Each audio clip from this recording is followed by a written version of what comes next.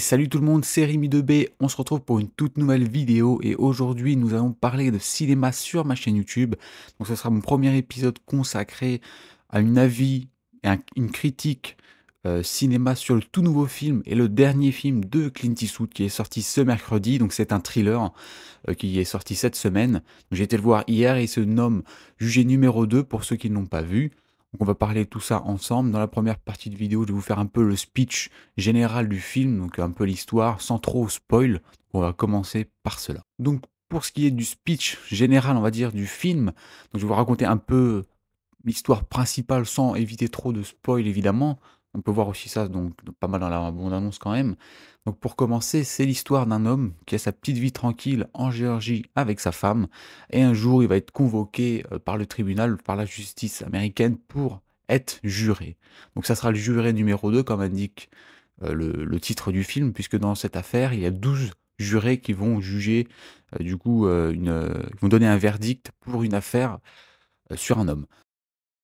Donc, pendant ce thriller, on a le juré numéro 2 qui assiste au procès d'un homme qui est accusé du meurtre de sa petite copine.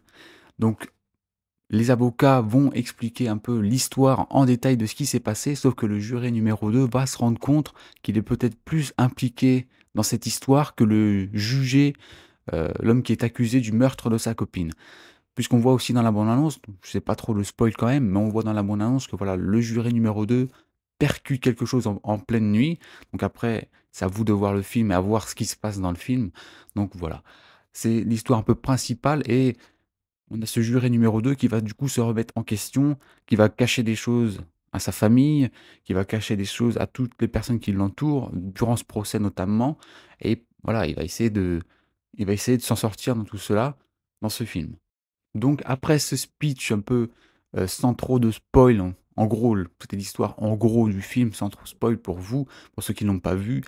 Donc voilà, maintenant on va passer au tour de mon avis sur ce film. Donc voilà, c'est un thriller, c'est d'habitude je n'ai pas l'habitude de voir des thrillers, je ne vais jamais voir de thriller au cinéma, je vais souvent voir des films de science-fiction ou des films d'action.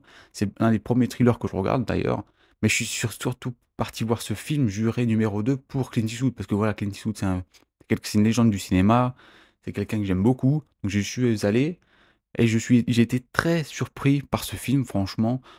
J'ai bien aimé regarder le film et je serais très content de le revoir, prochainement, quand il sortira peut-être en DVD ou sur une plateforme, tout ça, mais je serais très content de le revoir parce que franchement j'ai été très surpris. J'y allais sans vraiment d'avis sur ce futur film que j'allais voir et franchement j'étais très surpris. L'histoire est prenante, on est vraiment dans le film et c'est une histoire, je trouve, qui est originale. Moi, j'ai jamais regardé trop de films dans ce genre d'histoire-là et je trouve que c'est une histoire originale par rapport aux films que je regarde d'habitude. Donc voilà, c'est une histoire aussi, voilà, on est vraiment pris dedans parce que on a envie de voir ce qui va se passer dans la suite du film, on a envie de voir la conclusion du film, on a envie de voir comment le personnage principal va s'en sortir, on a envie de voir comment le procès va se finir. Donc voilà, on essaie de voir, on essaie de savoir surtout euh, comment la vérité va sortir à la fin de ce procès. Donc voilà, c'est un film franchement que j'ai beaucoup apprécié. Après voilà, le film c'est un film de Clint Eastwood, c'est un film qui reste assez simple au niveau des décors, au niveau des personnages, au niveau de l'histoire. Mais voilà, c'est du film Clint Eastwood. Quand on va voir ce film, on sait que c'est Clint Eastwood. Mais surtout quand on va voir la fin du film, une fin, une fin qui nous laisse sans mots, on va dire.